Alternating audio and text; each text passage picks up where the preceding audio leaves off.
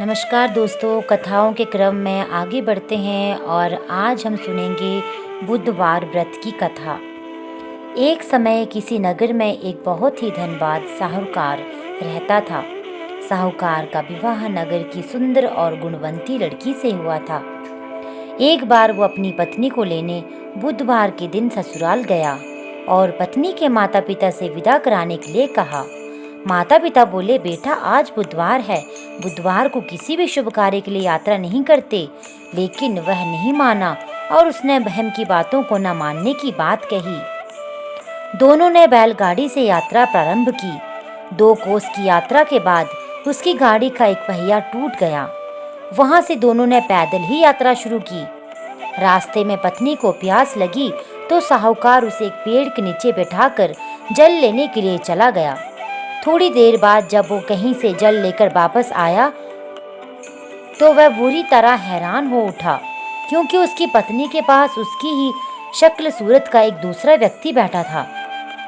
पत्नी भी साहूकार को देखकर हैरान रह गई। वे दोनों में कोई अंतर नहीं कर पाई। साहूकार ने उस व्यक्ति से पूछा, तुम कौन हो और मेरी पत्नी के पास क्यों बैठे हो? साहूकार की बात सुनकर उस व्यक्ति ने कहा, अरे भाई, यह मेरी पत्नी है। मैं अपनी पत्नी को ससुराल से विदा करा कर लाया हूँ, लेकिन तुम कौन हो जो मुझसे ऐसा प्रश्न कर रहे हो? साहूकार ने लगभग चीखते हुए कहा, तुम जरूर कोई चोर या ठग हो। ये मेरी पत्नी है। मैं इसे पेड़ के नीचे बैठाकर जल लेने गया था। पर उस व्यक्ति ने कहा, अरे भाई, झूठ तुम बोल रहे हो। पत्नी को प्यास लगने पर जल लेने तो मैं गया था। मैं तो जल लाकर अपनी पत्नी को पिला भी दिया है। अब तुम चुपचाप यहाँ से चले बनो, नहीं तो किसी सिपाही को बुलाकर तुम्हें पकड़वा दूंगा। दोनों एक दूसरे से लड़ने लगे। उन्हें लड़ते देख बहुत से लोग वहां पर एकत्र हो गए। नगर के कुछ सिपाही भी वहां आ गए।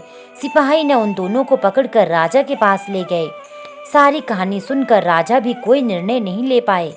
पत्नी भी उन दोनों में से अपने वास्तविक पति को नहीं पहचान पा रही थी। राजा ने उन दोनों को कारागार में डाल देने को कहा। राजा के फैसले को सुनकर असली साहूकार भयभीत हो उठा। तभी आकाशवाणी हुई, साहूकार, तूने माता पिता की बात नहीं मानी और बुधवार के दिन अपने ससुराल से प्रस्थान किया। यह सब भगवान बस बुद्धदेव के प्रकोप से हो रहा है। साहूकार ने भगवान बुद्धदेव से प्रार्थना की कि हे भगवान बुद्धदेव, मुझे क्षमा कर दीजिए। मुझसे बहुत बड़ी गलती हुई है। भविष्य में अब कभी बुधवार के दिन यात्रा नहीं करूंगा और सदैव बुधवार को आपका व्रत किया करूंगा। साहूकार की प्रार्थना से प्रसन्न होकर भगवान बुद्धदेव ने उसे क्षमा कर दिया। तभी दूसरा व्यक्ति राजा के सामने से गायब हो गया। राजा और दूसरे लोग इस चमत्कार को देखकर हैरान हो गए। भगवान बुद्धदेव की अनुकंपा से राजा ने साहूकार को उसकी पत्नी को सम्मान पूर्वक विदा किया। कुछ दूर चलने पर रास्ते में उन्हें बैलगाड़ी मिल गई। बैलगाड़ी का टूटा हुआ पहिया भी जुड़ा हुआ था।